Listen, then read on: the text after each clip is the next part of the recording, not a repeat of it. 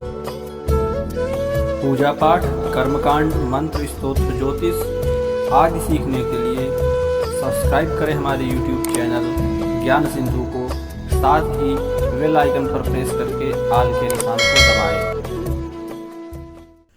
नमस्कार प्रिय मित्रों, स्वागत है आप सबका हमारे YouTube चैनल ज्ञान सिंधु पर।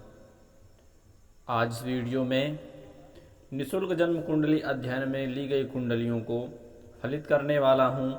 जिन कुंडलियों को निःशुल्क जन्म कुंडली अध्ययन में लिया गया है उन्हीं कुंडलियों को इस वीडियो में देखा जाएगा। आप सभी से निवेदन है, जो भी दर्शक चैनल पर नए जुड़ रहे हों वह हमारे चैनल को सब्सक्राइब करके बेल आइकन पर प्रेस कर लें, साथ ही साथ आल के निशान को भी दबा लें, जिससे हमारी सारी आगामी वीडियो की नोटिफिकेशन आपको समय समय पर मिलती रहेगी। आरंभ करते हैं, देखते हैं सर्वप्रथम पहली कुंडली किसकी है। निःशुल्क जन्म कुंडली अध्ययन में पहली कुंडली किसकी ली गई है, चलिए देखते हैं। तो यह पहली कुंडली है योगेंद्र शुक्ला जी की। यह हैं शाजापुर मध्य प्रदेश से। इनकी जन्मतिथि है 30 तारीख 9वां महीना 1995। जन्म का समय है रात्रि 7:30। इनके प्रश्न हैं, मेरी कुंडली में मंगल दोष है या नहीं, शादी कब तक होगी, भविष्य कैसा होगा, क्या मुझे एक अच्छी जॉब मिलेगी या नहीं। पहला प्रश्न, मेरी कुंडली में मंगल दोष है या नहीं। कहने का तात्पर्य आप जानना चाहते हैं कि आपकी कुंडली में मांगलिक दोष उपस्थित है या नहीं। तो हाँ, निश्चित ही आपकी कुंडली में मांगलिक दोष उपस्थित है, क्योंकि आपकी कुंडली में अष्टम भाव में मंगल स्थित हैं। और मैंने पहले एक वीडियो बना करके बताया था कि किन किन भावों में मंगल स्थित हों तो मांगलिक दोष कुंडली में बनता है। लेकिन मांगलिक दोष होने के साथ ही आपकी कुंडली में इसका परिहार भी है, अर्थात यह मांगलिक दोष कट भी रहा है, क्योंकि आपके केंद्र में दसम भाव में चंद्रमा स्थित हैं, गुरु की राशि में तात्कालिक मैत्री करके। और शास्त्र कहते हैं, ज्योतिष शास्त्र कहते हैं कि केंद्रे वर्तते चंद्रः एते योग न मंगली। केंद्र में अगर चंद्रमा स्थित हो तो मांगलिक दोष होने पर भी मांगलिक दोष स्वतः ही समाप्त हो जाता है। तो आपकी कुंडली में मांगलिक दोष होते हुए भी इसका परिहार है, यह कट रहा है मांगलिक दोष। चलिए आपके अगले प्रश्न की ओर चलते हैं। और आपका अगला प्रश्न है, शादी कब तक होगी। तो वर्तमान में अभी आपको सूर्य की महादशा लगी है और सूर्य आपकी कुंडली में छठे भाव के स्वामी हैं। और आगामी जो अंतर्दशा है सूर्य में वह चंद्रमा की अंतर्दशा होगी। चंद्रमा की अंतर्दशा 8 तारीख 7वां महीना 2021 से लगेगी और 6 तारीख पहला महीना 2022 तक जाएगी। तो अगर आपकी शादी प्रयासरत हैं तो कहीं ना कहीं आपकी शादी 2021 से आरंभिक 2022 के बीच हो जानी चाहिए। अगर इस बीच नहीं होती तो आगे अंतर्दशा में सूर्य की महादशा में बुध की अंतर्दशा आएगी और बुध की अंतर्दशा आपको 2025 से पहले महीने से 2025 में जनवरी से 11वें महीने तक 2025 में रहेगी। इसी बीच निश्चित ही आपकी शादी हो जाएगी। अगर 2022 में नहीं हुई तो निश्चित ही 2025 में आपकी शादी निश्चित ही हो जाएगी, इसमें किसी भी प्रकार का कोई शक नहीं है। आगे चलते हैं, आपका जो अगला प्रश्न है वह है भविष्य कैसा रहेगा। तो भविष्य के बारे में देख लेते हैं। आपके भाग्येश अष्टम भाव में स्थित हैं और शास्त्र कहते हैं कि जब भी भाग्यपति 6, 8, 12वें भाव में चला जाए तो व्यक्ति को संघर्ष ही करते रहना चाहिए। ऐसे व्यक्ति के जीवन में हमेशा ही संघर्ष बने रहते हैं। तो कभी भी आप संघर्ष से, मेहनत से पैर पीछे ना हटाइएगा, आपको उत्तम लाभ प्राप्त होंगे, इसमें किसी भी प्रकार की शंका नहीं है। आगे, क्या मुझे एक अच्छी जॉब प्राप्त होगी। मुझे तो लगता है जॉब की बजाय आप अगर कोई व्यापार करें तो वह आपके लिए उत्तम होगा, परंतु फिर भी आपके दशम में चंद्रमा स्थित हैं, सूर्य आपके स्वराशि में 16 अंश पर हैं, तो थोड़ी सी समस्याएं जरूर आ सकती हैं जॉब प्राप्त करने में, क्योंकि सूर्य जो जॉब के कारक हैं, गवर्नमेंट सत्ता के कारक हैं, वह आपकी कुंडली में छठे भाव में हैं और अपनी ही राशि में है, हालांकि 16 अंश पर हैं। साथ ही दसम भाव में चंद्रमा स्थित हैं गुरु की राशि में। आप शिक्षा के क्षेत्र से जुड़ करके कार्य करिए, आपके लिए शिक्षक प्रोफेसर, इन्हीं रैंकों में जो अध्यापन का कार्य हो, पढ़ाने का कार्य हो, जो गुरु से संबंधित कार्य हो, उन क्षेत्रों में आपके लिए जॉब हो सकती है। साथ ही साथ आपको मीडिया आदि के क्षेत्रों में भी, लेखन का कार्य जहाँ होता हो, ऐसे क्षेत्रों में भी आपके लिए जॉब हो सकती है। तो यह रही आपकी कुंडली। और अब चलते हैं अगली कुंडली की ओर, और अगली कुंडली है अजय कुमार जी की। यह जम्मू से हैं। इनकी जन्म की तारीख 24/11/1970 है और जन्म का समय प्रातः 7 बजे का है। चलिए, इनका प्रश्न है, घर के लिए परेशान हूँ, कैसे योग हैं घर के लिए। चलिए घर के बारे में विचार कर लेते हैं। इनके घर होगा या नहीं, बनवा पाएंगे या नहीं, इस पर विचार करते हैं। तो अजय कुमार जी, आपकी कुंडली मैंने ओपन कर ली है। आपकी लग्न है वृश्चिक लग्न और लग्न में ही सूर्य बुध स्थित हैं आपकी लग्न में। यह बुधादित्य योग है।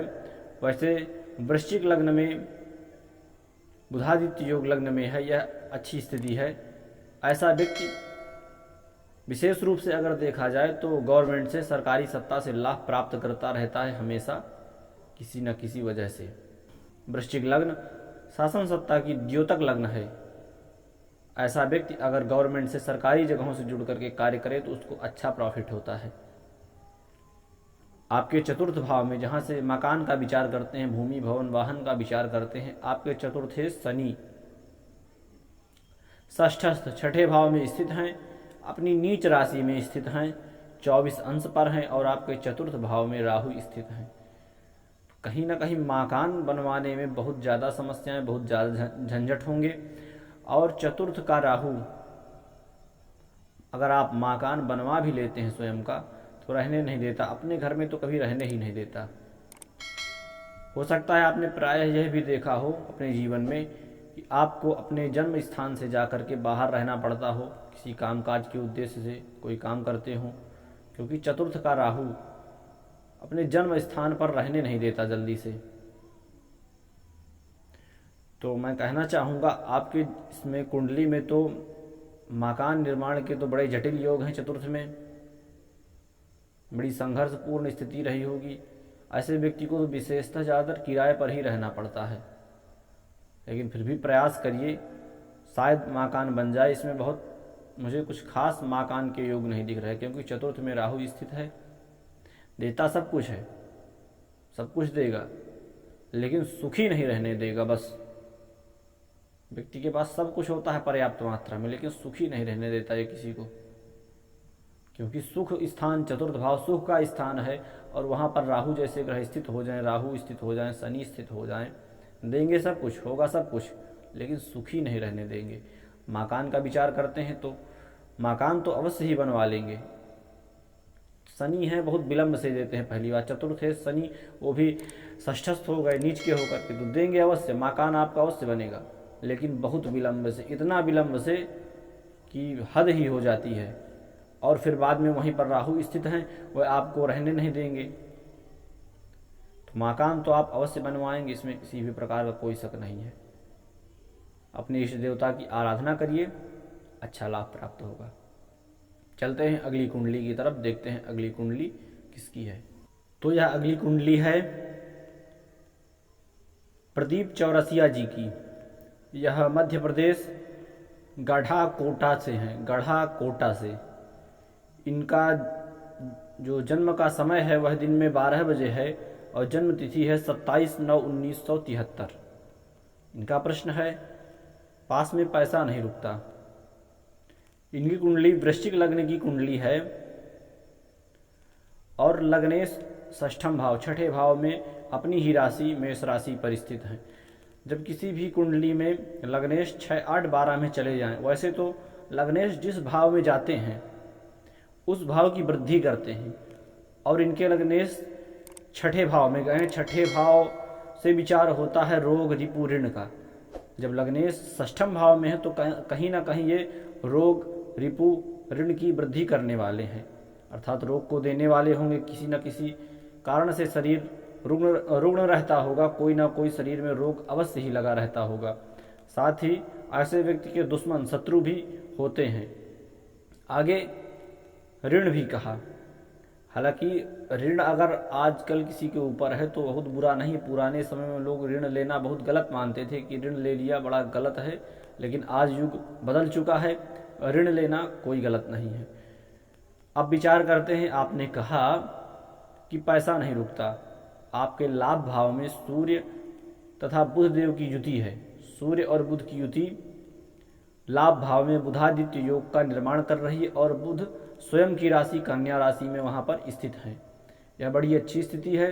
साथ ही साथ कहते हैं अगर लाभ भाव में सूर्य स्थित हों तो व्यक्ति को कभी भी पैसे की ज़रूरत जब भी पड़ जाए उसको पर्याप्त धन प्राप्त होगा। कहने का तात्पर्य, अगर लाभ भाव में सूर्य स्थित हैं तो उसके पास जीवन पर्यंत धन पर्याप्त मात्रा में बना रहेगा। अगर ज़रूरत हो उसको अचानक कहीं से ज़्यादा रुपयों की तो उसको अवश्य प्राप्त हो जाएंगे कहीं ना कहीं से। आपकी कुंडली में व्यय भाव में शुक्र स्थित हैं।